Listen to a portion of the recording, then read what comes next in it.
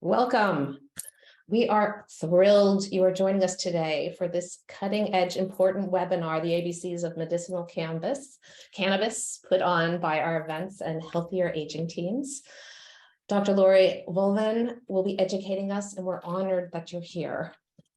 Some of you may be very familiar with Ashby Village, some may not. We're a member organization in the East Bay composed of a flourishing network of caring people who support each other to age at home with vibrancy, self-determination, and purpose-filled lives. We have over 400 members, 300 plus volunteers, and a dedicated community of partners and supporters.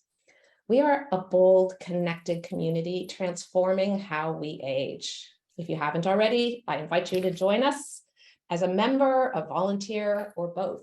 Many of us are.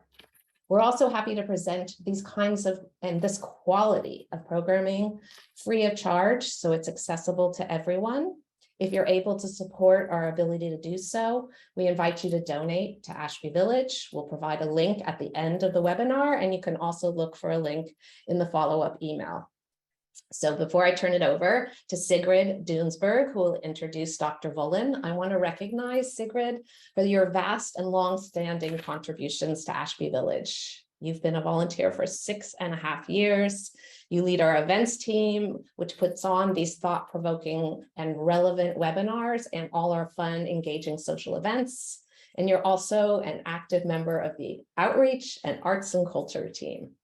And in Sigrid's spare time, she's president of the Professor George Merckmayer NADH Corporation, which sells supplements based on the coenzyme. I just had to look that up. It's a coenzyme NADH that improves energy and cellular health.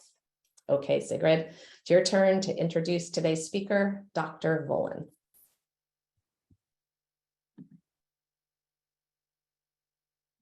Thank you very much, Bab, and welcome to our talk about the ABCs of medicinal cannabis today, and welcome to our presenter, Dr. Laurie Vollen. Some of you might be already familiar with Dr. Vollen. She gave a very well-received talk at Ashby Village in April of 2019, and thankfully she agreed to come back. Dr. Vollen is a board-certified physician specializing in medical marijuana and its use with older adults. She has a bachelor's degree in psychology and neuroscience from Princeton University.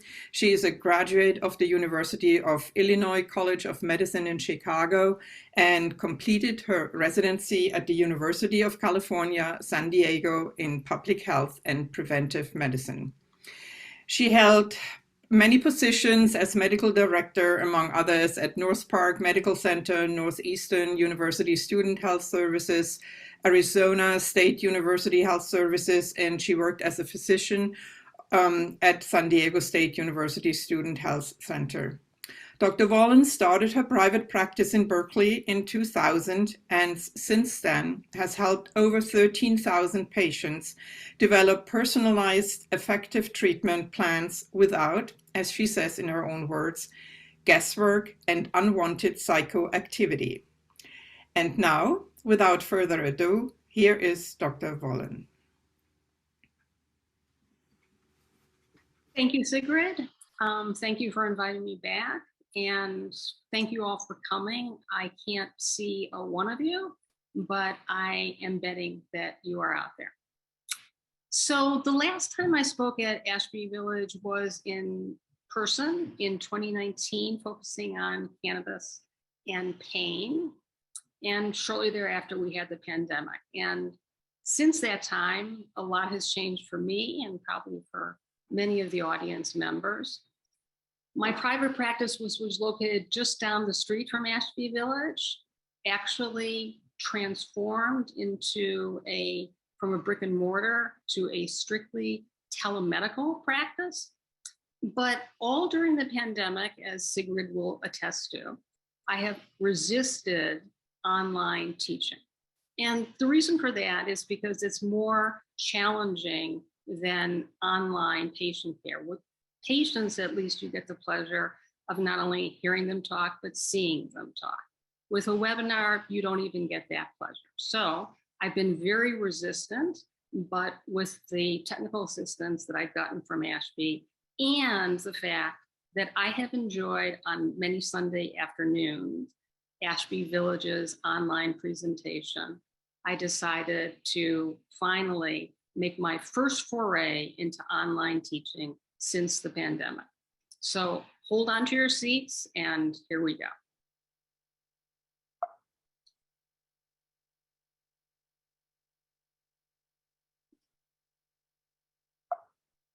So I am advancing my slides, but they're not advancing. Maybe try hitting your space key. Nope. They're simply on, oh, there we go. Okay, thank you. So the purpose of medicinal cannabis as compared to recreational cannabis is for the relief of symptoms and the improvement of functioning. So, for example, if you've had a total knee replacement and you're getting physical therapy, but it's too painful, cannabis can help relieve the pain and improve your progress through physical therapy. If you're a Parkinson's patient and are not getting adequate sleep, cannabis can help you get the sleep you need for a more restorative day the following day. This is distinctly different from recreational cannabis, whose main purpose is an altered state of consciousness, primarily for the purposes of pleasure. And a state commonly referred to as getting high or getting stoned, and the one most often feared by people dealing with health-related problems, and understandably so. People that are suffering from pain, anxiety, insomnia are not interested in flying to uncharted territory in their mind. What they're interested in is returning to their pre-pain, pre-anxiety, pre-insomnia self. In addition to these two realms of cannabis, there's a third realm that has overlapped with both the recreational and the medical characteristics of use of this plant-based medicine. And spiritual has benefits in things like cannabis-assisted psychotherapy, mindfulness, meditation, and spiritual practices. I won't be covering this segment of cannabis use during this presentation today because there is so much to cover within the medical realm. But I want to acknowledge that there are health benefits to reap in alteration, intentional alteration of consciousness.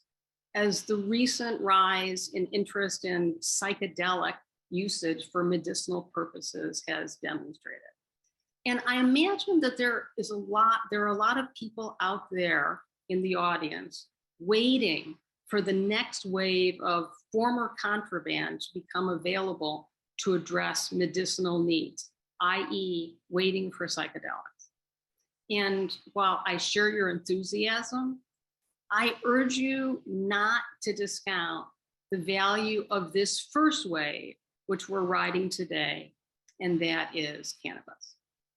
So here in California, we legalized cannabis well ahead of the pack in 1996, thanks to visionaries in San Francisco locally who were part of the AIDS community.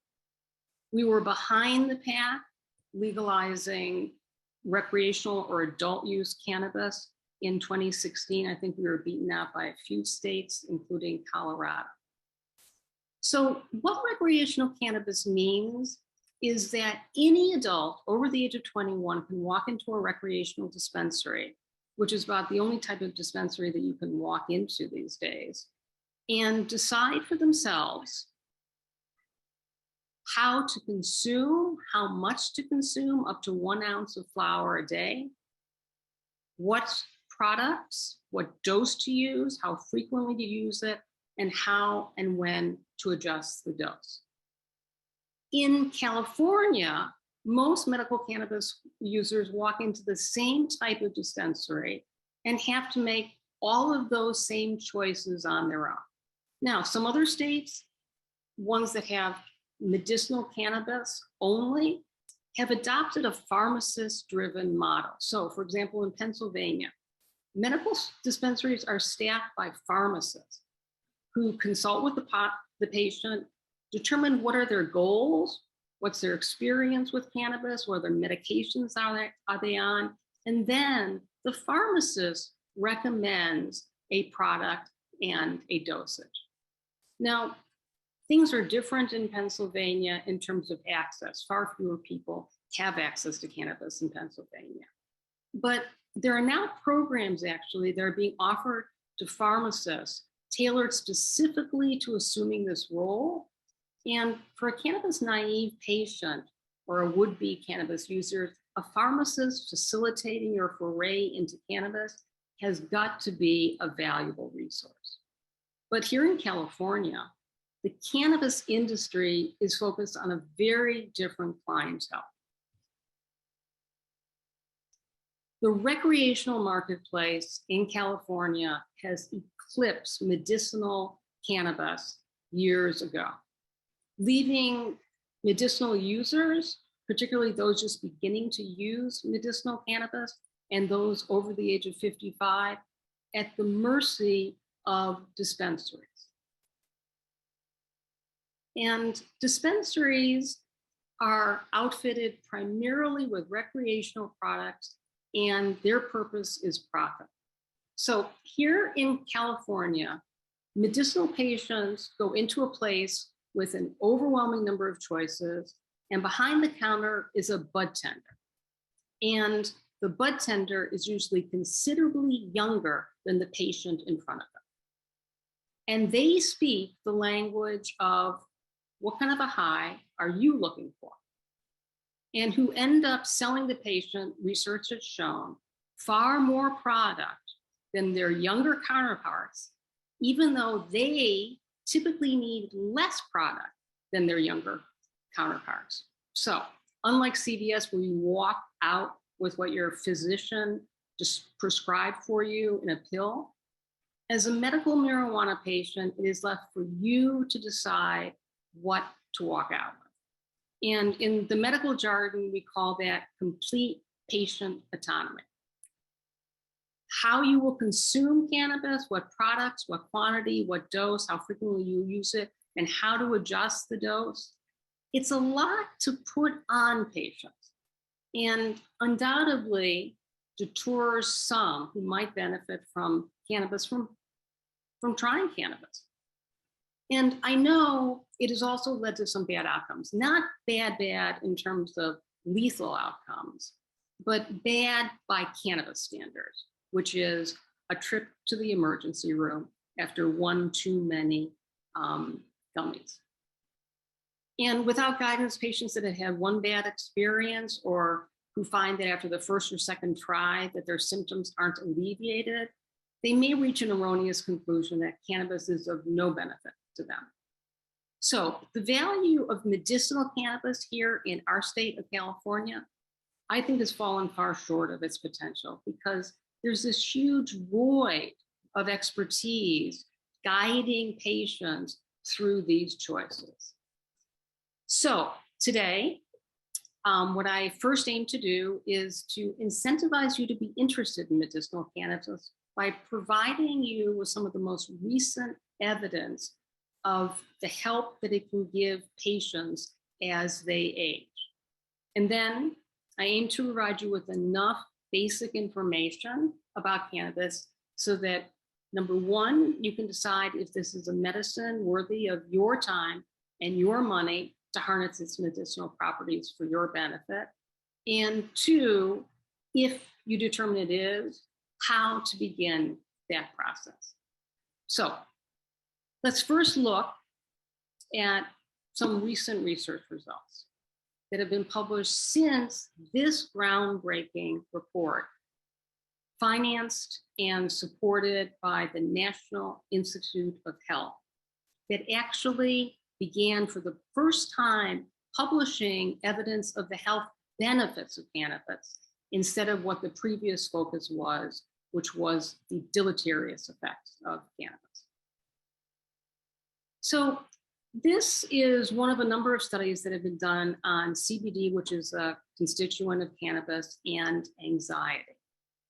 And what they looked at was 72 adult users who were prescribed cannabis for the purposes of reduction in anxiety. And just shy of 80% reported a substantial and significant decrease in anxiety that endured for the duration of the study, which was approximately 6 months. So this study was done in 2019, and it's a good thing that it came along when it did, because during the pandemic, there was a significant uptick in anxiety across all age groups, but in my practice, 2 groups in particular: over 60-year-olds and under 18-year-olds in teenagers. And both groups, fortunately, respond to cannabidiol therapy. There's a number of what I call pills to pot studies. And what they do is they look at the discontinuation of pharmaceuticals through cannabis use. So a national pills to pot study compared the effect of cannabis legalization on opiate prescriptions amongst Medicare patients. And it compared them across 3 types of states: recreational cannabis states, which are the Black states, primarily on the West Coast; medicinal cannabis only states, which are the darker blue ones, sort of rimming the northern and southern parts of North America; and then the turquoise states, which are the ones that had no legal access to cannabis. And this study was done before 2020, because now many of these turquoise states have turned either dark blue or black. So much to everyone's surprise, when this study was first published, Black states had the greatest and significant reduction of opiate prescriptions among Medicare patients who had previously been using opiates and now turned to cannabis. And the states that had medicinal access only had the next highest reduction in opiate prescriptions. And those states that had no legal access to cannabis had absolutely no change over time in the number of Medicare patients getting opiate prescriptions. And a study that sort of validates the conclusions of the national study is one where in Michigan, they polled 450 users of cannabis. And they found that about 42% of them had, since starting cannabis, stopped using a pharmaceutical. And the 4 most common pharmaceuticals that they stopped were including opiates. The other ones were the non-opiate painkillers, the what are called anxiolytic, which is the ones that reduce anxiety, most prominently benzodiazepines. And the 4th most reduced or discontinued pharmaceutical was antidepressants. So benzodiazepines, while they have their role for acute episodes of anxiety, they are very problematic over the long run. They result in many times addiction and difficulty withdrawing and weaning off the medication. What this study looked at specifically was, does cannabis help in the reduction or discontinuation of benzodiazepines? And they had 146 patients on benzodiazepine that they placed on cannabis and then followed for 6 months, seeing them 3 times during the course of the study. And what they found was, in the first follow-up visit, there had been a 30% discontinuation rate of the benzodiazepines. On the second visit, which was usually about the 3-month mark, they had a 44% discontinuation rate, and there wasn't an appreciable increase in the number who discontinued at the 6-month mark.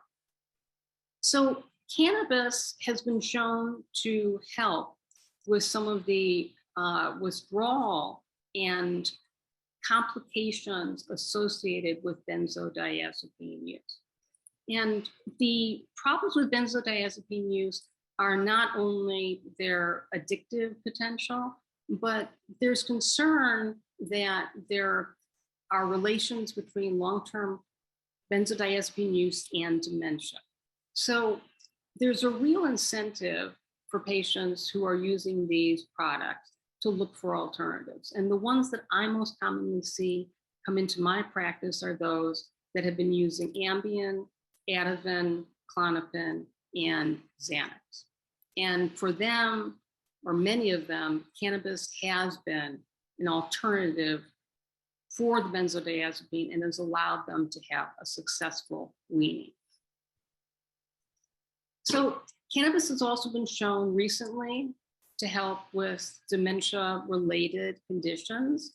This study was a very small study done in a Switzerland nursing home with 10 women whose average age was 79 years old, who were described by staff as having severe behavioral problems. And this was sort of an interesting study because it wasn't the patients themselves that asked for further sedation of themselves. Instead, it was the staff who went to the psychiatrist and said, we need to up their sedating medications.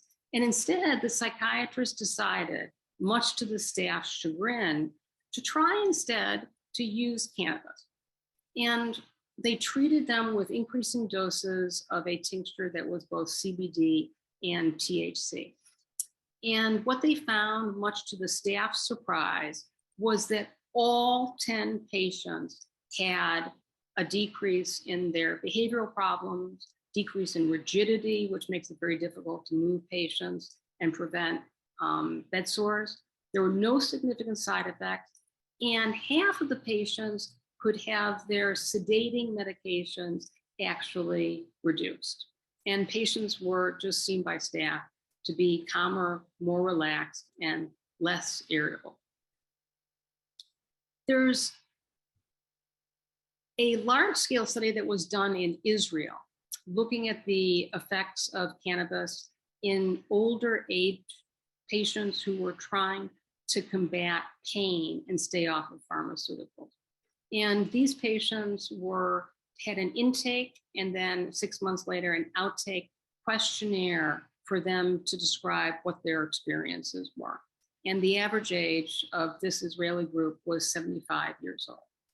And after the 6 months of usage, 94% of this large group reported significant pain relief and improved quality of life, and they considered this to be a successful treatment. I want to put this study into context when I talk a little bit later about how research results apply to any individual patient's prediction of likelihood of success.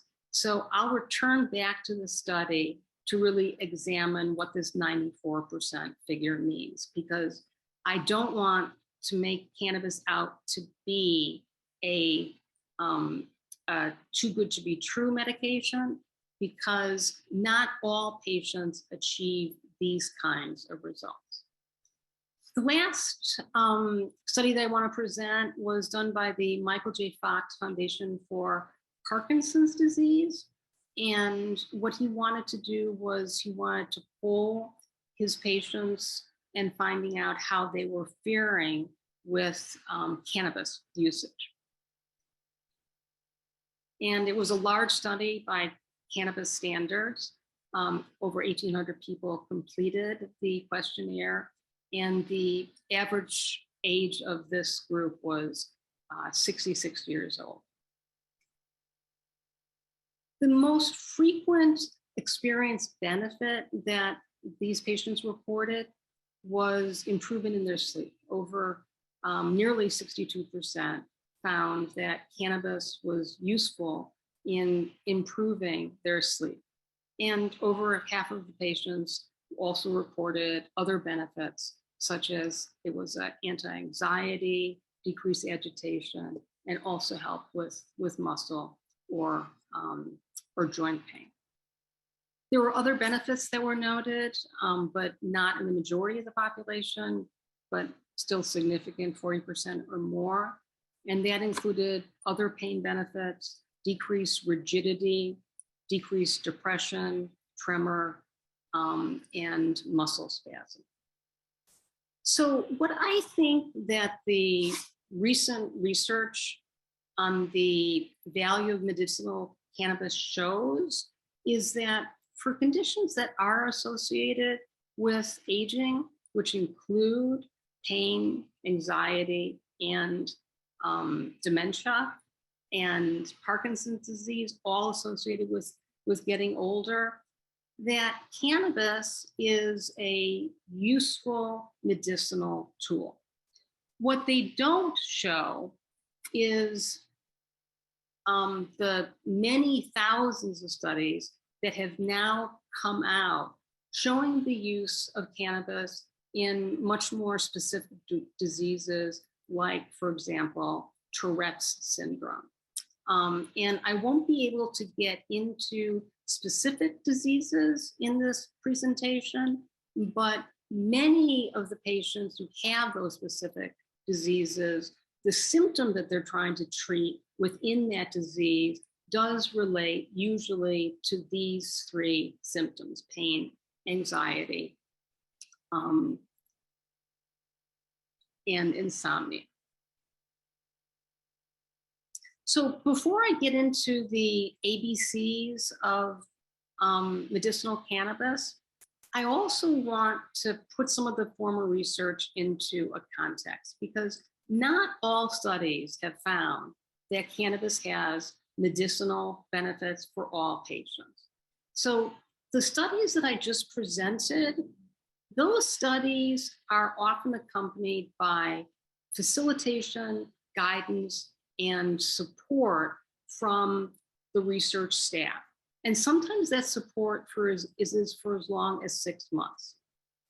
And many of the studies that I reported on also are derived from questionnaires patients complete who decide that they want to complete them.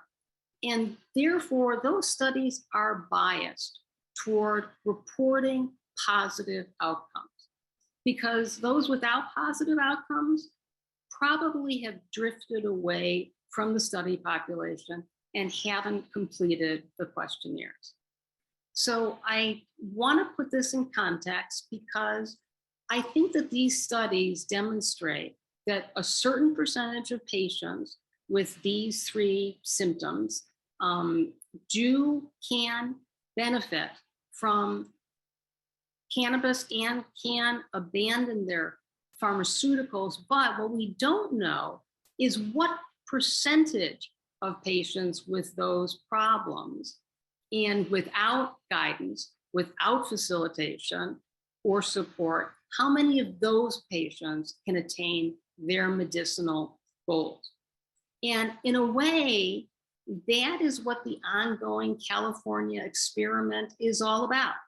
Because by and large, most medicinal users do not get the guidance and support of the study participants and have to rely on their own best guess as to how to get there.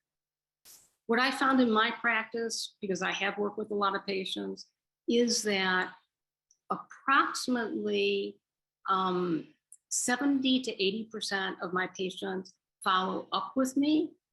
And the majority of them, and some of them have been following up with me for years. And the majority of them who stick with it for up to 6 months find that they do get a significant improvement across those three categories of symptoms and a general improvement in the quality of life. But for sure, no physician can claim that 100% of their patients can find medicinal relief through cannabis. So my hope is that I piqued your interest in aging with cannabis as a tool. And I now hope to give would-be, could-be medicinal cannabis users the basic information they need before they actually go through trying to harness the medicinal properties for themselves. And I've done that in 4 parts. I'm going to talk about the plant, how the plant interacts with the person, how to know if cannabis is right for you personally, and the process for beginning to use cannabis. I want to warn you that there's a lot of information here for cannabis naive person.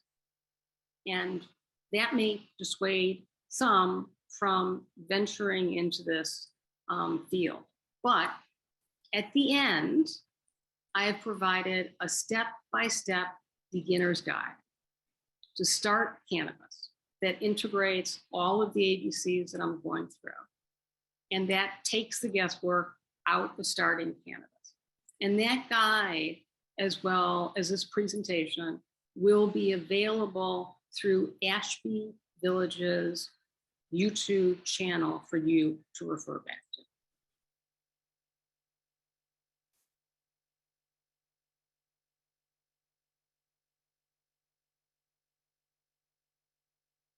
So the marijuana plant, it's an easy to grow weed, and on that weed is a flower or a bud. And this is a close-up of the bud. And in those little organelles, there are over 500 different components in these 3 categories of compounds: phytocannabinoids, terpenes, and flavonoids. And THC was the very first component chemically characterized in the 1970s, followed by CBD. It actually might be the 1960s for THC. And even though they were just chemically categorized in the 20th century, cannabis and its medicinal components is not new. Its usage in this country goes back to the 1800s and was one of the prime ingredients in our pharmaceutical industry. This potion on the left was produced by Eli Lilly, which is still a pharmaceutical company to this day. The one on the right on the upper side is produced by Parke-Davis, which during its day was the largest pharmaceutical company in the world and is now a division of Pfizer, which is probably a familiar pharmaceutical name to many of you now. And they produced medicinal products that were cannabis-based for years. In fact, as hard as it is to believe, from 1842 until 1900, cannabis was in 50% of all medicines sold in the United States, and therefore was dubbed the superstar of the 19th century. Medicinal cannabis fell out of favor, not for medical reasons, not for health reasons, not for safety reasons, but because its use was primarily amongst minorities, Asian, Mexicans, and African Americans, and because of the rise of the industrial drug prohibitionist industry, the forerunners of the Drug Enforcement Agency. And the pharmaceutical companies themselves, once they began to be able to synthesize medicine, no longer had to rely on plant-based natural medicines, which were not patentable and were not easy to develop a product that had standardized doses. So they did not put up much of a fight against the prohibition of cannabis. So long before we identified THC and CBD, cannabis was a mainstay of the American medical care system, widely embraced and prescribed by physicians and regularly doled out by pharmacists. This time around, as we re-engage cannabis in the medical sphere, we know a lot more about what it does and how it does it. So THC and CBD interact with specific receptors within the body, and these receptors have been identified. There's two types of receptors. One is called CB1, one is called CB2. And they're located in very different parts of the body. The CB1 receptor is located primarily in the brain and along the spinal cord. And it's THC that binds with these receptors. And these receptors, because of their location in the brain, are responsible for the psychoactive effects of THC. The CB2 receptors are very different. They're widely diffused. Few of them are in the brain, and it's CBD that binds with these receptors. And that's the reason why it has few, if any, psychoactive effects. So it's through the interaction of THC, CBD, and probably many other chemicals that we have yet to characterize or harness medicinally, that the many medicinal effects of cannabis are effectuated. And they are many. So these are the medicinal effects that can be reaped from cannabis. It can be a painkiller, it can be a relaxant, it can be an anti-anxiety, it can be a soporific or help us get to sleep. It enhances mood. It increases one's sensory perceptions and one's sense of well-being and one's sense of personal value and self-esteem. It's an anti-nauseant, helps with appetite, and it's an anticonvulsant or anti-epilepsy effect medication. So cannabis is the most medicinal plant known. And with this long list of medicinal benefits, any pharmaceutical company would be jealous. So how do you get these medicinal effects? Well, you have to get the cannabis into your body to bind with the receptors. And the way in which you do that is through these four methods of stimulating your cannabis receptors, consuming cannabis. So there's four ways to consume cannabis: through inhalation, sublingual, ingestion, and putting it on your skin. And which one that is used will play a large role in determining, first of all, how much medicine gets to your cannabis receptors, and when will it take effect, and how long will it last for. So I'm going to go through each one of these consumption methods. And the first one is inhalation. So inhalation has gotten a bad rap. There are over 50 years of research on the health consequences of smoking cannabis flower. And much to everyone's surprise, smoking cannabis is not associated with lung cancer. It doesn't cause any progressive chronic disease of the lungs. It doesn't cause ear, nose, and throat cancer, doesn't damage pulmonary function.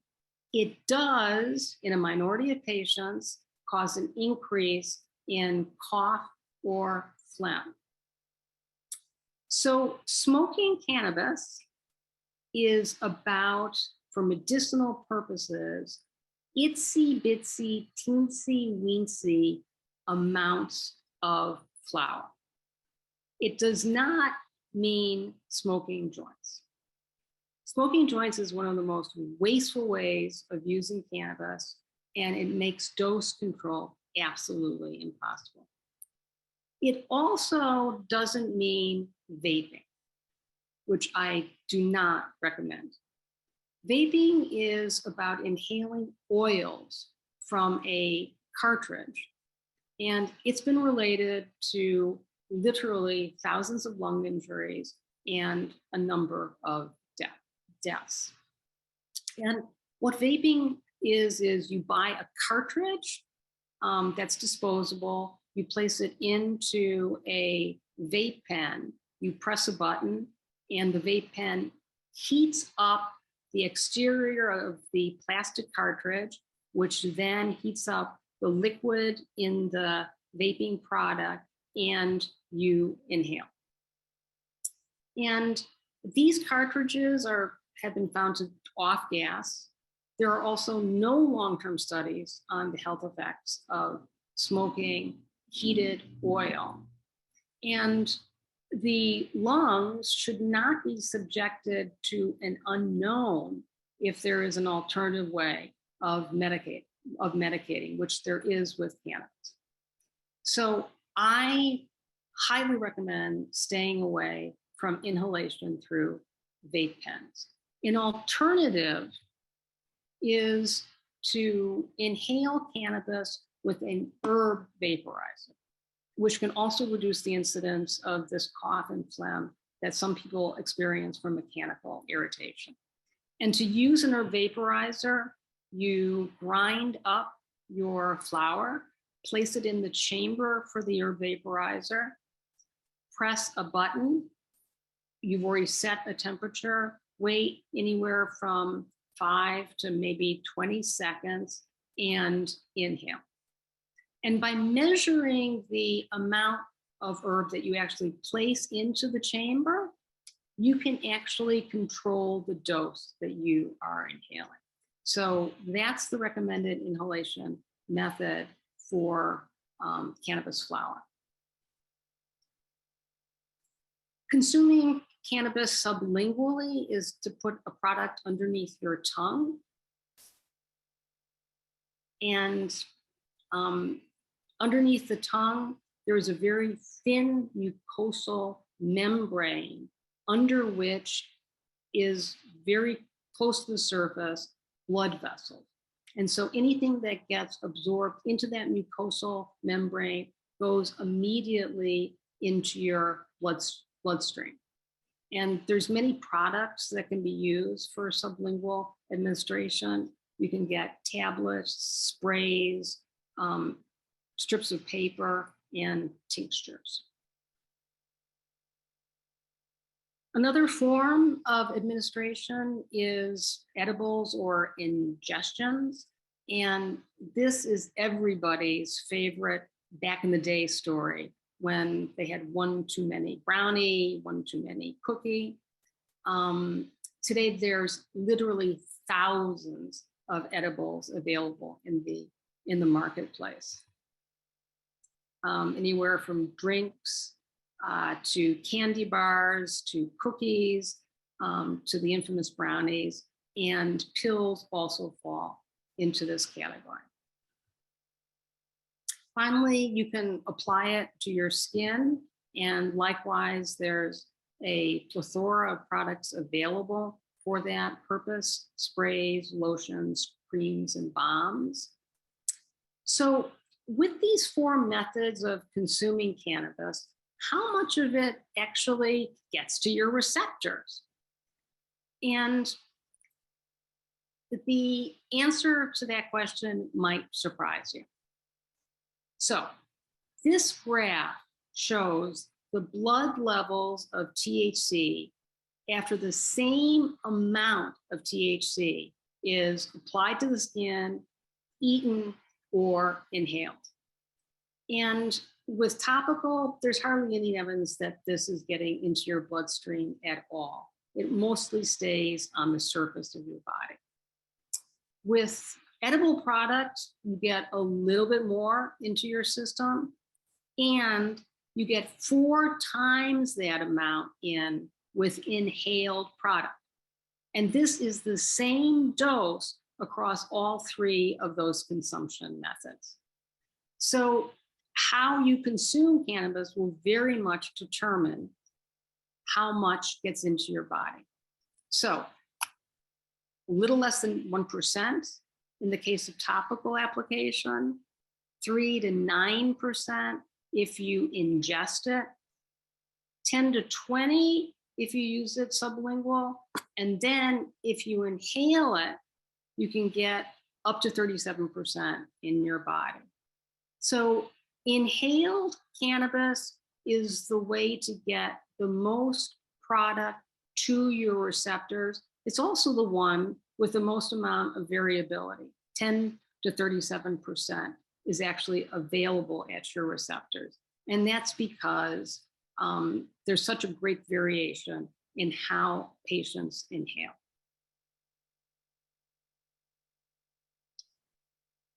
So this is about the method of consumption and how it affects when you start to feel it and how long you feel the effects of cannabis.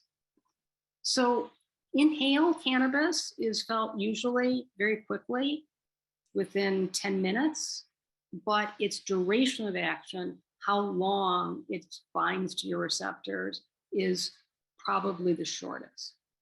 Oral is the longest duration of onset, but is also the longest duration of effect. In some cases can last up to 12 hours. And then sublingual application is an intermediate with about 15 to 60 minutes for the onset, and then 4 to 6 hours for its duration of action. And I'm going to quickly show you a slide that I will assure you, you don't have to comprehend because it will be part of your Ashby Village Beginner's Guide available document. And that is a graph that combines both how much of it gets into your body and its time of onset and duration of onset into one slide. I will point out that the star in the upper left of this slide means that it is part of what I'm providing to Ashby Village as a supplement for download. So I've gone through the plant, how the plant interacts with the body, and now I'm going to talk about what to consider when you are considering cannabis to determine if it's right for you. So these are the 4 things that I think are worth asking. Are your symptoms likely to respond to cannabis? Do the benefits of cannabis outweigh the risks of cannabis? Can you afford the cost of cannabis? And can you follow a process that is likely to get you to successful treatment with cannabis?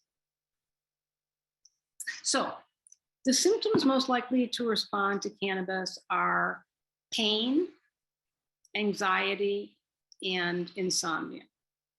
And the pain that is most accessible to cannabis is mild to moderate pain, not severe pain. Anxiety associated with both an anxiety disorder as well as the anxiety that many patients with chronic diseases or new major medical diagnoses experience is also very susceptible to alleviation with medicinal cannabis. And finally, insomnia, especially when it was due to pain, anxiety, or chronic illness. And once again, these are only some of the symptoms cannabis can alleviate. There are many more applications. For example, chemotherapy-associated nausea, loss of appetite, or the agitation and behavioral problems associated with autism or dementia, muscle spasms associated with Parkinson's disease, or tics associated with Tourette's syndrome. These too can be alleviated by cannabis. But the majority of prospective patients are seeking relief for one or more of these symptoms, such as this patient. Insomnia has been an issue in my life for many years, and it was a big problem. And I think, okay, anyway, and I retired a little earlier than I was actually planning to retire because I couldn't get enough sleep, and it was just too hard. I think that really impacted my ability to do my job. And I decided that, if I wasn't working, I wouldn't have to worry about what time in the morning I got up. So that was the main reason that I retired earlier. And if I had known about medicinal marijuana, if I'd been able to use it or had started using it earlier, I think that I could have continued working for longer. And we would have been lucky to have her because she was a librarian at the public library in Berkeley. So if you have symptoms that respond to cannabis, such as this person, what are the benefits, other benefits to be derived from cannabis other than symptom relief? So cannabis is usually very well tolerated, unlike other medications that have side effects that are more difficult to tolerate. It's a natural plant medicine that has been around for thousands of years. It can be associated with a reduction or a avoidance of pharmaceuticals. And pharmaceuticals, the number that you take is associated with increased risk of death. And for many patients, is associated with an improved quality of life. So above and beyond symptom relief, these are some of the benefits of cannabis. But what are the risks? The three categories of risks are the side effects for using cannabis, its interactions with other medication that you might be on, and its worsening of any or some underlying medical conditions. So the typical side effects for medicinal doses of cannabis are fatigue, lightheadedness, unsteadiness, dizziness, fogginess, and a dry mouth. And these are experienced by some, not all, cannabis users. And for those that experience them, oftentimes they decrease with time, and some of them improve and resolve totally with time alone. But like all medications, some patients cannot tolerate and do not habituate to the side effects and discontinue cannabis because of that. But these are not the side effects that prevent would-be cannabis users from even trying cannabis. Those are the ones that are associated, the side effects associated with high dose THC cannabis usage, and prevent people from even trying cannabis. And the main fear is cognitive decline during the time in which you're under the influence of cannabis, AKA being high or being stoned. Paradoxically, another feared side effect is anxiety, which is caused by too much THC. Other risks are nausea and vomiting, usually at higher doses, paranoia, also at higher doses, and then at very high doses, which means probably 5 brownies too many, hallucinations. So these are the feared side effects of cannabis, and they are completely avoidable. It's all about the dosage of THC. And medicinal users should never experience these side effects if they take appropriate doses. So with regard to another risk is drug interactions, and there's many theoretical interactions, but at medicinal doses, there's very few significant drug interactions that patients need to be worried about. Some of the ones that I take precautions with are those that are on anticoagulants, particularly warfarin or Coumadin, folks that are on high dose anti-epileptic epilepsy medication, but those primarily are children, those with severe liver impairment. And the reason for that is because THC is metabolized by the liver as are medications, and they can compete for each other. And then finally, the new generation of immunomodulatory anti-cancer agents, which are used rarely. The vast majority of chemotherapy being used today is perfectly compatible with cannabis use. And then finally, the third risk is worsening of underlying conditions. So of those conditions, heart conditions are the most common concern, particularly ischemic heart disease like angina with insufficient coronary blood flow to the cardiac muscle, and arrhythmias like atrial fibrillation. So patients with these conditions are not the best candidates for cannabis. And although I've worked with some patients with these conditions, I've only worked with them in hand with working with their cardiologist. And for those patients who are absolutely determined to try cannabis who might have unstable heart conditions, I really recommend avoiding inhalation of THC altogether. And if you do use it, to begin at very low doses of sublingual medication and to go up exceedingly slowly.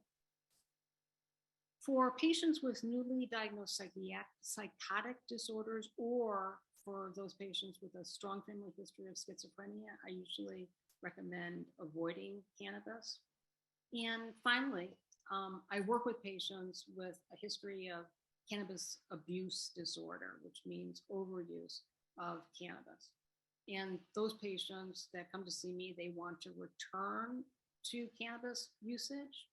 And I urge them, if they go in that direction, to identify safeguards that they've erected newly in their lives so that they don't go down the same path and have a reoccurrence of cannabis abuse disorder, again, by looking for its medicinal properties.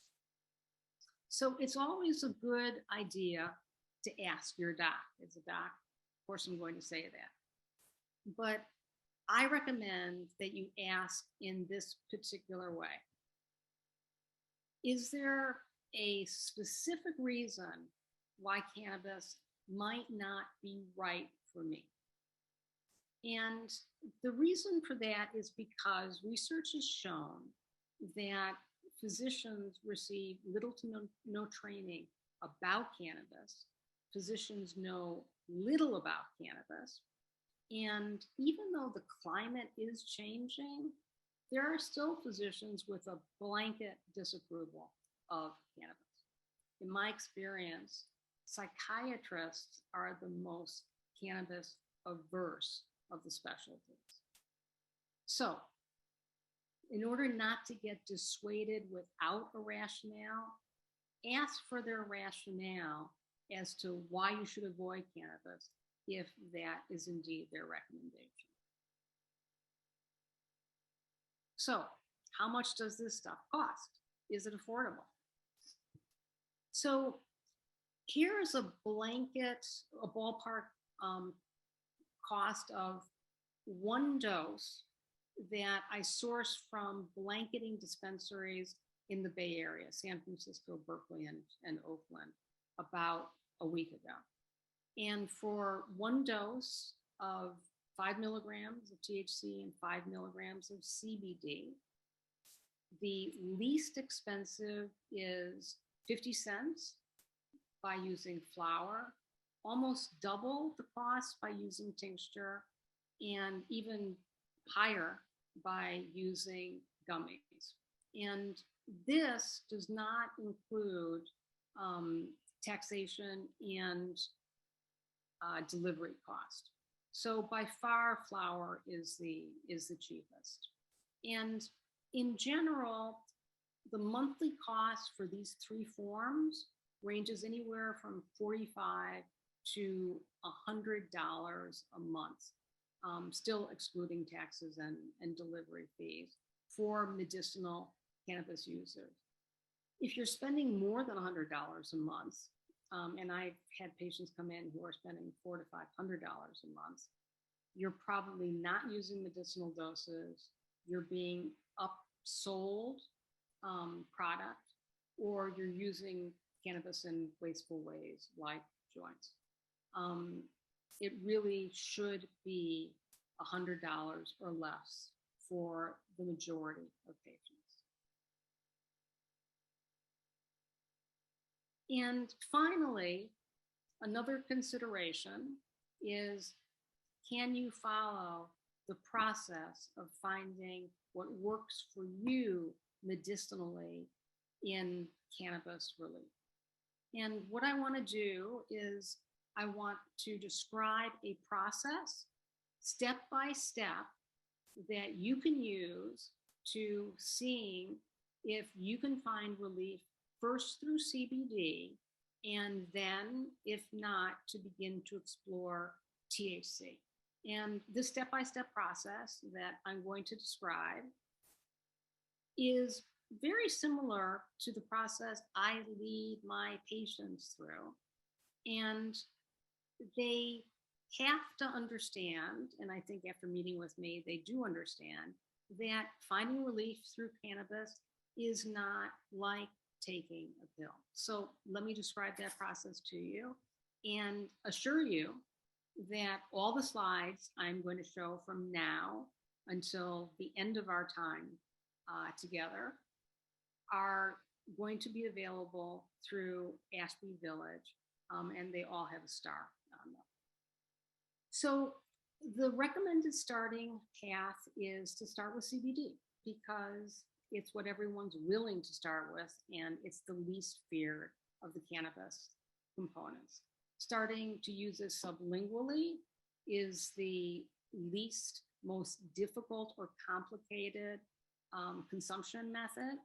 And using tinctures is the way to be able to get the smallest amount of cannabis and also the smallest increment to increase your dosage. And you can start with a hemp-based product, or you can start with a marijuana-based product. So you want your CBD to be lab tested, and you want them to be whole plant extracts, which means that they deliver all of the components of the flower, not just one specifically. And two products that meet that definition that I have no financial relationship with are products made by Miriam's Hope Hemp or Healer CBD. And these are their websites. This will be available in the Ashby Village site. You can also use a dispensary-based whole plant CBD tincture with a ratio that's at least 20 to 1. You can also use 30 to 1. You can also use 40 to 1. And again, 3 manufacturers, no financial relationship, that produce those kinds of tinctures are Humboldt Apothecary, Chemistry, and Rosette. And you want to start low and go up slow. Beginning dose of CBD is 0.25 milligrams for patients that are highly sensitive to medications to 1 milligram for patients who are not. And you remain at that low dose for 3 days. And then you go up slow with increments of 1 to 5 milligrams every other day of additional CBD. And the range is, again, for those that are highly sensitive to medication to those that are not. You always want to record how much you're using, write it down, record your response, and then you want to assess its effectiveness. And so you should wait until you reach at least the beginning of a therapeutic dose to do that. And the therapeutic dose for CBD is 2.5 milligrams at a minimum, all the way up to 25 milligrams or more for things like anxiety.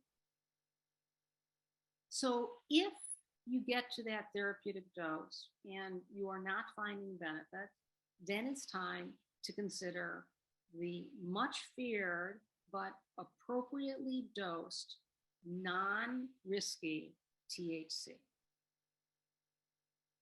So CBD alone is good for mild pain and anxiety.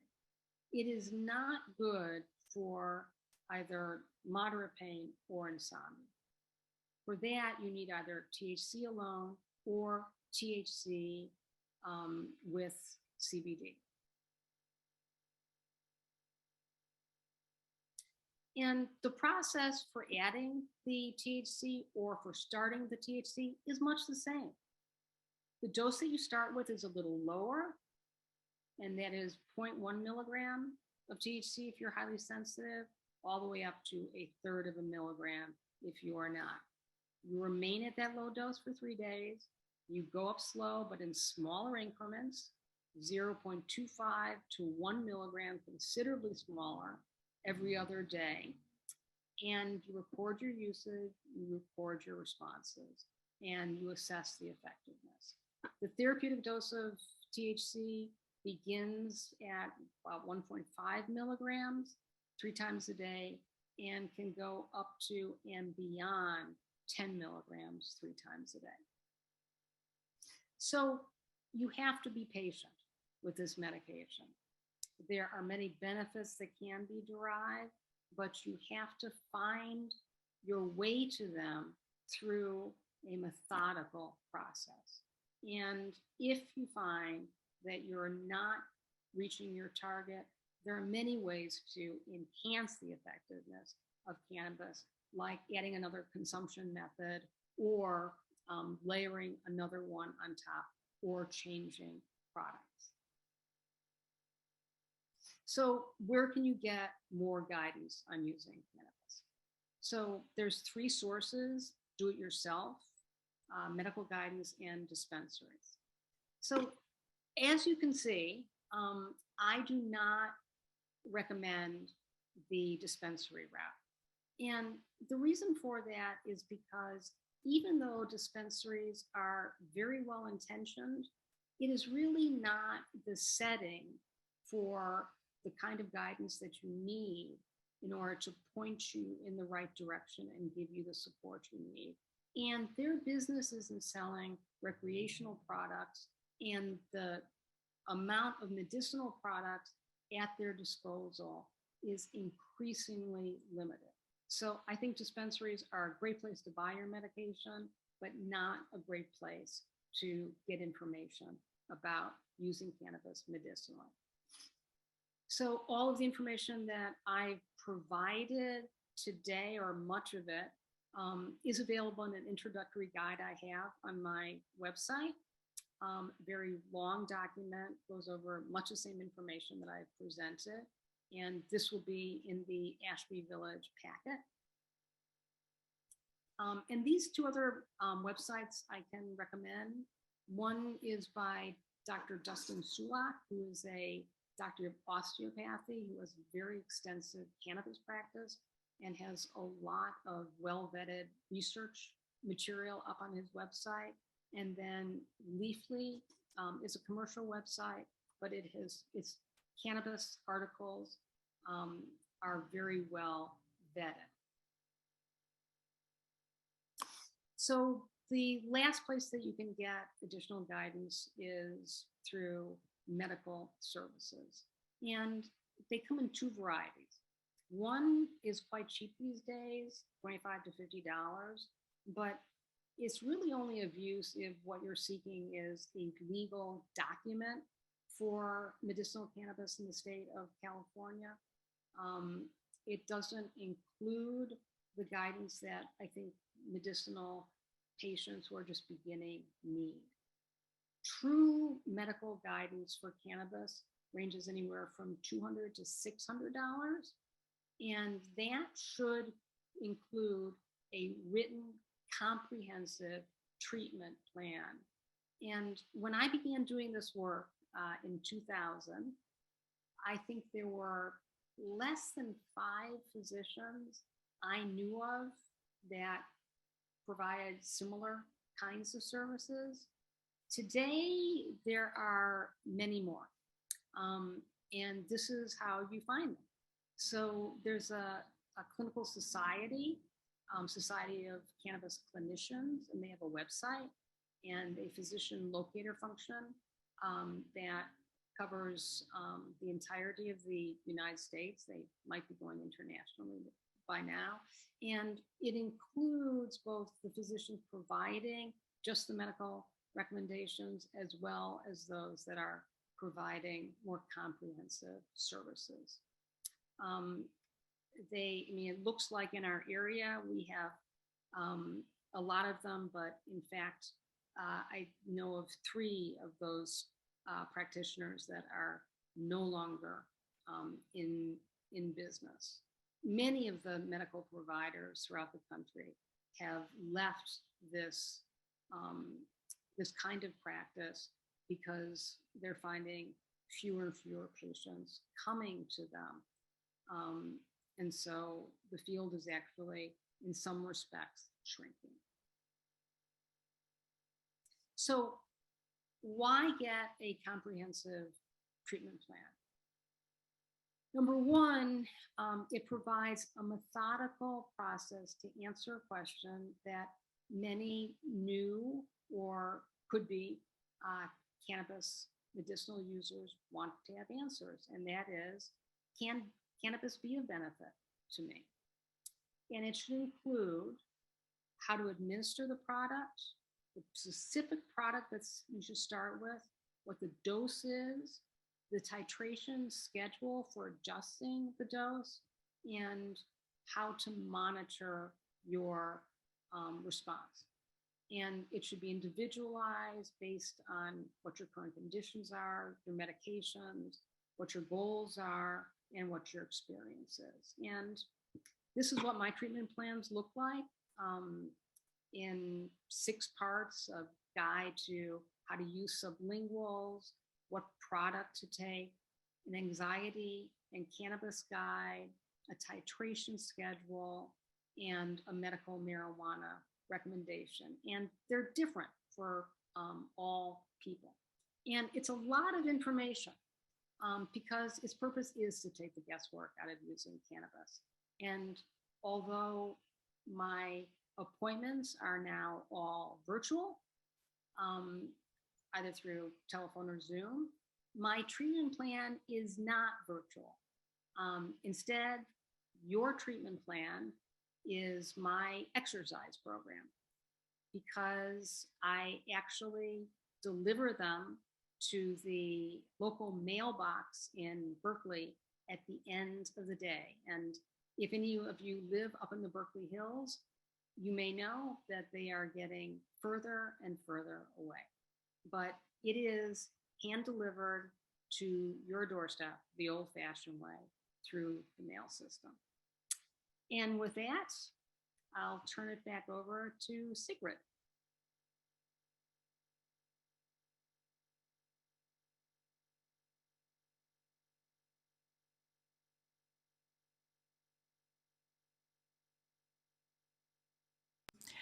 Yeah, sorry, I had to unmute myself. Yeah, thank you so much. Again, I mean, that is a lot of information that we got today and a lot to digest. Yeah, great event. You know, I'm looking forward to the handout, I have to say. So, yeah, we have a lot of questions actually. So I'm not sure we will get to all of them, but we will try. So the first question we got was if you recommend marijuana prior to knee surgery to minimize pain. Yes, absolutely. And that's actually a very good point. You want to try to use cannabis before you need it. And the reason why is because it takes a while to actually find the dose and the frequency in this particular product that works best for you. So the best case scenario is to get on a cannabis initiation process at least a month before you actually have your surgery. But another recommendation regarding any kind of surgery is that you actually stop cannabis use, I'd say about 24 hours before surgery. And there's a reason for this. The reason is not that, oh, my computer is talking to you. The reason is not because cannabis interferes with anesthesia, but because anesthesiologists also might know little about cannabis, and you don't want them to be worrying about something that they know little about. Thank you. Then there was a question somebody asks about how medical cannabis affects neurotransmitters. I'm especially interested in the effect on dopamine, as I have a family member who would like to use medical cannabis, but who also has a high dopamine level, which causes agitation. Would cannabis further increase your dopamine? And so, I mean, there's two parts to that answer. So some of the mechanisms that THC is believed to enact can lead to an increase in the amount of dopamine available at the receptor site. So that might seem like it's a contraindication, but on the other hand, it's been found that it is extremely effective, especially CBD, in reducing agitation. So I don't think there's any way to predict whether or not someone with a dopamine excess would react to this medication. And that's the reason why a process of trying in low doses is the safest way to answer that question. Somebody asked if California, is it likely that California will become more like Pennsylvania in the near future? You showed that slide at the beginning. I think it's in reference to that. Sure, no, I know exactly what you're talking about. I think it's going to be just the opposite. And that is Pennsylvania has become more like California. And the reason for that is because this is a big business issue. And in Pennsylvania, big business is just interested in the biggest market. And that means taking it to the next level, which is recreational usage. And once recreational usage happens, then the market will be overwhelmingly recreational. And pharmacists in that model limits access.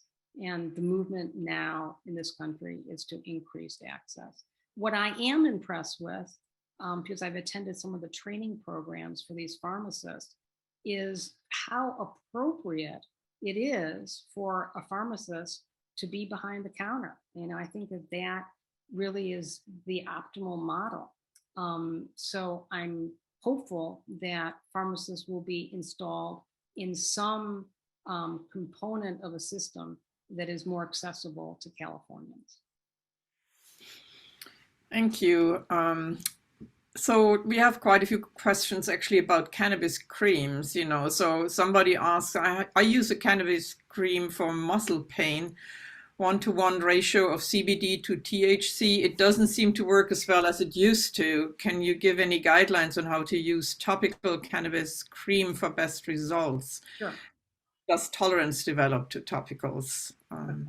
So I'd be happy to. So if you're going to use a topical, you want to make sure that your goal is a very well circumscribed area of pain. It doesn't work well for large parts of your body, like your entire hip, your entire knee, your entire back. But for a very specific part, it can be effective. You want the most concentrated product you can find, which means the most number of milligrams to the volume of the product. So the most concentrated product. The third thing is that, interestingly, CBD has been found to be better absorbed into the skin than THC. So you want to lean more towards a high CBD cream. You can also consider mixing it with something that's called a carrier agent that will take it deeper into the skin. That's also available over the counter, like Voltran. It's a It's a arthritic rub that used to be only prescription, is now available over the counter. But the other thing that I would recommend to you is to not waste a lot of money, because these creams are highly expensive, and the amount of CBD that is in them relative to their cost is oftentimes disproportionate to how much you could pay for that same amount in a tincture.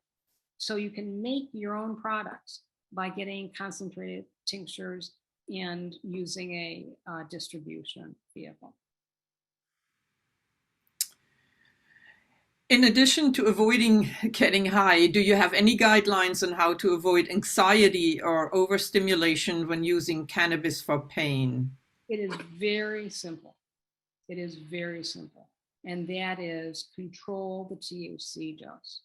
So you want to figure out sort of what your upper limit is by gradually increasing your dose. The other thing you can do is add CBD. CBD does attenuate some of the side effects associated with THC. The third thing you can do is you could explore some of the newer cannabinoids that are now being made available in the marketplace. And the newest one is something called THCV, which has a little less psychoactivity than THC, and might give you very different effects in terms of its effect on your cognitive functioning.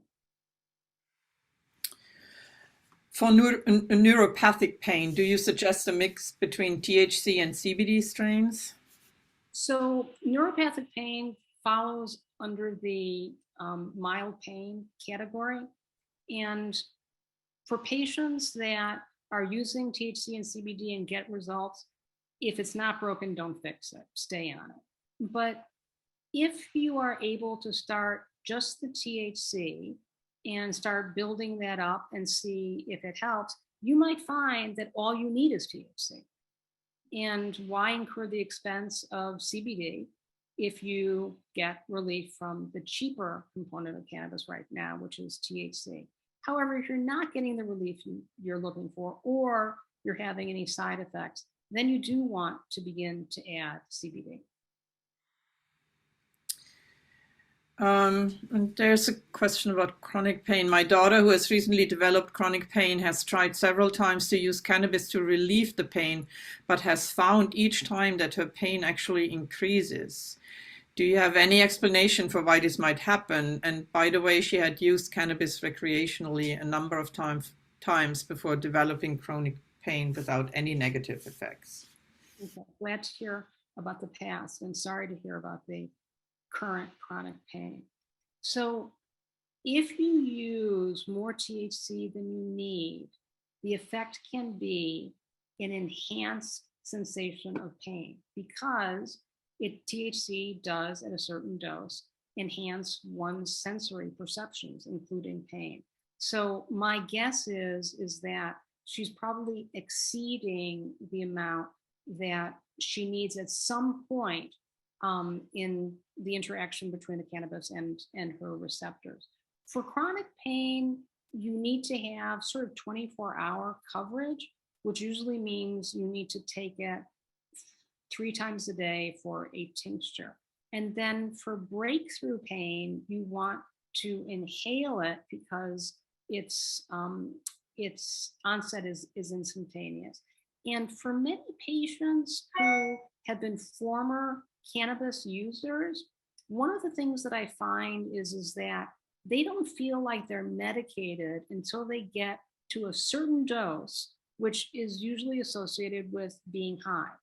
And so it's almost like their set point is a dose in their previous experience, instead of the dose that is required for pain relief without intensifying the pain sensations. So I would ask if they're taking a low maintenance dose throughout the day And then when they're supplementing with inhaled, if they can really lower the amount of THC that they inhale to be below that previous recreational destination. How about CBG? So CBG is one of the newest entrants into the cannabinoid sphere. I've known about it for about the last 10 years. And it's believed that CBG is actually more sedating than CBD. So it doesn't have any psychoactivity. It has some of the same properties as CBD, but it is believed to be more relaxing. So for patients who are interested in using CBD for sleep, I sometimes suggest instead they use CBG for sleep. And the reason for that is because it is more sedating and more relaxing. The other thing about it is it's believed to be a good anti-anxiety, but the research simply hasn't come out on it yet. So I don't have the scientific papers to demonstrate that. It's believed to be effective at a lower dose. And it's also believed to have benefits for patients with prostate cancer. It's one of the cannabinoids recommended specifically for those with prostate cancer. When you replace benzos with cannabis, do you wean off benzos, or does the cannabis address withdrawal symptoms? So there's always a weaning process with benzodiazepines. You never want to stop them cold turkey. But what you can do is you can set up a weaning process that perhaps is a little bit more ambitious when you bring on the cannabis. And when I say a little bit more ambitious, there are programs that are designed to wean you off in 6 months, and there are programs that are designed to wean you off in 3 years. So with cannabis, when it's added on, I recommend that you aim for some intermediate time because the cannabis should assist the weaning process. How does the use of recreational cannabis impact the use for medicinal purposes? Yeah, that's a very good question. So the recreational use of cannabis can result in what's called habituation. And that means that you reach a point of tolerance, like alcohol, which means you need more and more to get the same effect. And the reason for that is because the number of receptors in your body readjust to the load of cannabis that's available to it. So as more and more cannabis becomes available, you have less and less receptors for the cannabis. So as a result of that, you can actually get to a point where you're no longer getting medicinal effects. So if you're overusing recreational cannabis, that is one of the potential impacts for medicinal cannabis. You can actually get off of cannabis and readjust your receptors in as little as probably about 3 days. The other major effect that I see is that recreational cannabis users cannot get over the much, much lower doses that are necessary for medicinal use because their system and their thinking is primed for what it feels like to get high. I've had a lot of patients who come in with recreational usage and just cannot fathom that low dose cannabis can be of benefit to them. So that's another challenge. Do you ever suggest adding small amounts of THC for use with cannabis? And does ever adding THC enhance the benefits of cannabis? Yeah. So, cannabis includes THC, but for example, with some patients who are using primarily CBD for their anxiety, putting in a little bit of THC is not only a way to help contribute to that medicinal effect, but it's also a way to safely introduce THC to a patient who might later need it for pain without having an adverse experience. For some reason, edibles make me nauseous. The taste of the pot makes me ill. So I swallow mints or use my grasshopper. Not sure what that is. I use Yeah, I know what they are. to eat pot cookies. Are edibles stronger, or is the extract different for edibles these days? So edibles come in the same variety of doses as sublinguals do. The difference between edibles and inhaled is that edibles get metabolized by your liver before they even hit your bloodstream and are metabolized into a completely different product than what hits your bloodstream with inhalation. And that product is more psychoactive, more sedating, and longer acting. So the dose of edibles that's available is the same really as the dose for the sublinguals, but the metabolic pathway and its effect on your body is different by virtue of the fact that they first get metabolized by your liver before they get to your cannabis receptors. So one of our participants said, thank you for explaining the difference between herb vaporizers versus the risk of vape cartridges. And then there was a question about using the volcano vaping flower. Yeah, so the volcano vaporizer is sort of the standard bearer of convection vaporizers. It came out a gazillion years ago. I call it the dinosaur model of desktop vaporizers. You know, it's bigger than the size of my head. And it is a convection vaporizer. I think the first in this category. Convection vaporizers are the best vaporizer for medicinal cannabis. So as long as you don't try to carry it around in your car, I think it's a perfectly valuable device. Does topical application help with localized arthritis? Yeah. So I had one gentleman who actually was a physician, who was a piano player, who came in saying, I can't play the piano anymore. And much to my surprise, and I think his, he resumed with simply topical cannabis usage. So for some patients, it can be quite miraculous, but you really want to focus on the quality of the product, its concentration, and trying to get it absorbed as much as you can into your skin. Smoking cannabis causes me terrible tachycardia and paranoia, so I don't do it. Might CBD still be worth trying for me, or should I stay away from all cannabis products? I'm willing to risk it if you think there is a possibility of benefit. Yeah, I mean, I don't know what symptom you're treating, but you are inhaling a recreational dose. I mean, those are the side effects you get with too much THC. And I'll tell you, if you go to a dispensary today in Berkeley, you are likely to buy a flower that is 20+% to 30% THC.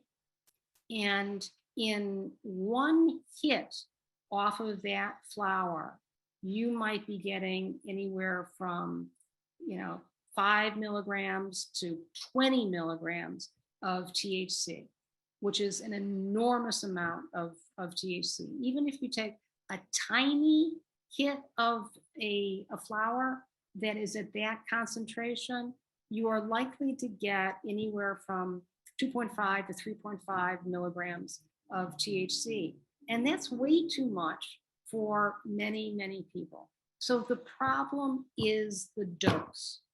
And you can find a cannabis strain, although they're difficult to find, that are so low in THC and so high in CBD that you can probably avoid having those effects.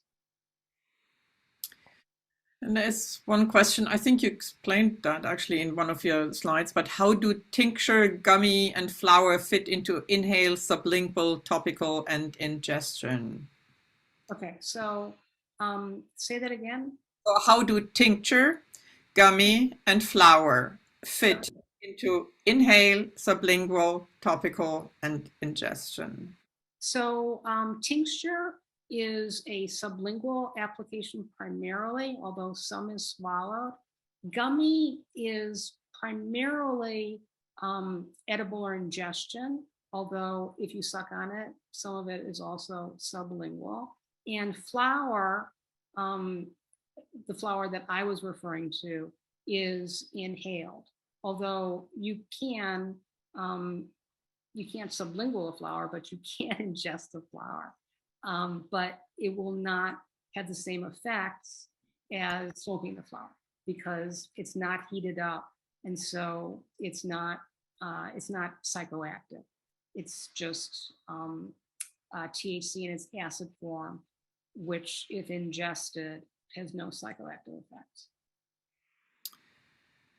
Cannabis versus alcohol use disorders. I believe that alcohol use increases with toleration. Is that true with cannabis? Toleration meaning that you need more and more to have the same effect. And there's the next question is very similar. I take cannabis for insomnia, but my concern is that I need to up my dosage if I take it regularly. Is it true that one needs to take more and more to get the same impact? So that's kind of like similar. So one can develop a tolerance to the beneficial effects of THC. I usually find that at less than 30 milligrams of THC a day, that doesn't happen, but it does happen to patients over that amount, or some patients even under that amount. And in order to avoid tolerance, one of the things that you can do, for example, if you take it for sleep, is go off for a weekend once a month. Go off for 72 hours. Usually, if you reach the level of tolerance, a 72-hour abstinence will reset the number of receptors in your body, in your brain, so that you will need possibly half the dose that you needed before to attain the full effect. So tolerance does happen. It's easily reversible. What is CBN? And how different than CBD? So CBN is old marijuana. And I swear that dispensaries decided to put it into the consumer sphere because they had a lot of old CBD. A lot of old THC they didn't know what to do with. So it is simply degraded THC, usually degraded naturally through time or light. It has less of a psychoactive effect, and it has been marketed for enhanced sleep. I know some patients who swear by it. There are no confirmed studies demonstrating its effectiveness for that. Is getting the munchies a problem? Yes. So the munchies are all about too much THC. And I swear, although you're all going to find this hard to believe, that none of my patients get the munchies. Really. I mean, it's all about the THC dose. However, one of the new entrants that I've mentioned, THCV, is actually known to reduce appetite, decrease the munchies, and it has some psychoactive properties. So if you're interested in some of the effects of THC, but you're scared of the munchies, THCV might be an alternative, but just lowering your dose will do it. Is there a shelf life for the tincture? Yeah, so what usually goes bad in tinctures is the vehicle, the coconut oil, the sesame oil. If you put them in your refrigerator and you give them a sniff test so you know you're not using rancid oil before you use them, they're perfectly safe to take. You should keep them away from heat, and you should keep them away from sunlight. Alcohol-based tinctures last longer. There's very few of them available, but you can keep an oil-based tincture in your refrigerator really for years. That's a specific question about referral. Can you work with a patient who has DID, anxiety, and PTSD? If not, can you refer us to any resources? Patient is currently using CBD flower and has achieved some relief. Yeah. So both of those are conditions that cannabis physicians such as myself treat on a regular basis. So the answer is I and many of the other practitioners, there aren't many of them, but those that are out there, I think would feel comfortable guiding such a patient. Can cannabis, for example, CBD, cause increased depression or decreased depression interaction with antidepressants? I mean, you answered quite a bit of that already, but. So CBD, I find, is helpful for patients with depression that have anxiety, because most depression, or much of it, is accompanied with anxiety. This is sort of a roundabout answer to your question. Working with THC as strictly an antidepressant, I have found to be tricky and complicated. And I want patients who are experiencing that condition, who want to go only by a cannabis pathway, to also seek other alternative ways of dealing with their depression, because the rewards for the depressed with cannabis can be obtained, but they're primarily obtained through inhalation of minuscule doses on a fairly frequent basis. And it takes a long time to figure out what particular strain works best at what dose for what context, for what setting. Somebody says there didn't a study just come out linking cannabis use before surgery to more pain after surgery? Yeah, there's been a couple of studies that have come out regarding anesthesia and cannabis. One of them showed that patients needed more anesthesia, and I think I am familiar with the research study, suggesting that they needed more. I have not looked at it, so I can't comment on it. But I don't believe that the conclusion is that it in any way impedes post-op progress. But I do know that there is a study that recently came out to that effect. And almost lastly, I recently read in material from the state of California that about 9% of adults who use marijuana become dependent, about twice as high for adolescents. Is there any risk of dependency if using a prescribed dose? So if you're using medicinal doses of cannabis, there's no dependency as long as you stay within medicinal parameters. And the usual upper limit of that, I suggest for people, is 30 milligrams of THC a day.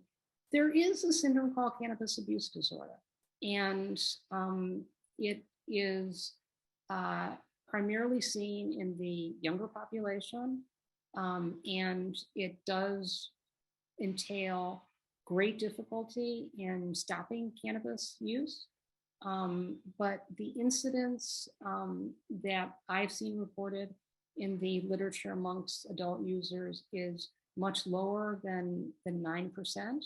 And the withdrawal process is usually 48 hours of severe withdrawal, a couple of weeks for long-term withdrawal. And the success rate of withdrawal without recidivism is amongst the highest of any of the plant-based or pharmaceutical-based withdrawal experiences. So I believe it's out there. I've seen it mostly with young adults who started using it when they were young and has developed something called amotivational syndrome, where they have few social contacts and rely primarily on cannabis for pleasure. And those are the patients that I have found to be the most concerning in terms of long-term consequences. Unfortunately, so we have one more. We have time for one more question. It's from one of our members. I have mild stomach pain and some diarrhea morning and evening. Could the cannabis help with that? I'm also more anxious than I have been in my life. Yeah. So I would definitely recommend that your go-to entry point is CBD tincture. Start on it 3 times a day. Start on a product that's lab tested, whole plant. Gradually get it up. And I've had many patients with both GI problems and anxiety find significant relief. Yeah, and then the final thing I want to mention here is one of the, and not only one participant said, thank you very much, lots of info, but so well organized. So let's finish with that. And again, many thanks, Dr. Vollen, that was so informative. And yeah, the final word has Roberta Pressman. Thank you so much, Dr. Vollen, for such an interesting and informative presentation with such helpful information. And I so appreciate your generosity in sharing so much of it, because it's not easily available to most of us. So before we close today, I am representing the Healthier Aging team who co-sponsored this presentation. And I just want to take a few minutes to tell you a little more about what we are planning, and encourage you to give us some feedback about the kinds of lectures and fitness classes you'd like us to offer in the future.